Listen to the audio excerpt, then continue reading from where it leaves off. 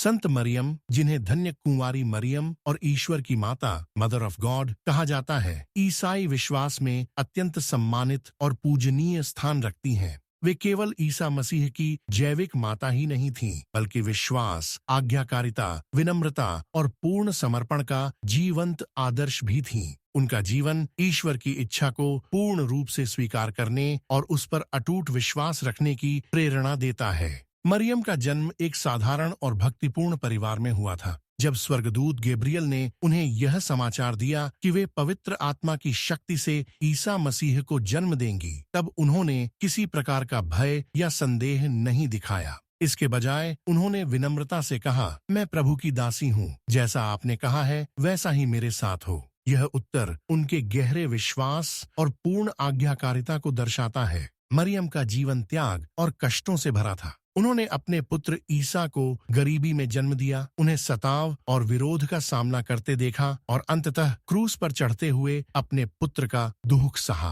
फिर भी उन्होंने कभी ईश्वर पर से अपना विश्वास नहीं खोया। उनका धैर्य और मौन विश्वास हमें सिखाता है कि कठिन समय में भी ईश्वर की योजना पर भरोसा रखना चाहिए। धन्य मरियम को नम्रता की सच्ची प्रतिमूर्ति माना जाता है। उन्होंने कभी अपने लिए महिमा या सम्मान नहीं चाहा, बल्कि सदा ईश्वर की महिमा को आगे रखा। उनका महिमा गीत मैग्निफिकाट इस बात का प्रमाण है कि वे स्वयं को छोटा और ईश्वर को महान मानती थीं। ईसाई परंपरा में मरियम को मध्यस्थ और करुणामयी माता के रूप में भी देखा जाता है, जो अपने बच्चों के लिए प्रार्थना करती हैं। उनका जीवन हमें सिखाता है कि सच्चा विश्वास शब्दों से नहीं, बल्कि आज्ञाकारिता, प्रेम और सेवा से प्रकट होता है। संत मरियम आज भी विश्वासियों के लिए आशा, शांति और विश्वास का स्रोत हैं। उनका जीवन हमें यह याद दिलाता है कि जब हम पूर्ण विश्वास और विनम्रता के साथ ईश्वर पर भरोसा रखते हैं, तब वह हमारे जीवन में महान कार्य करता है।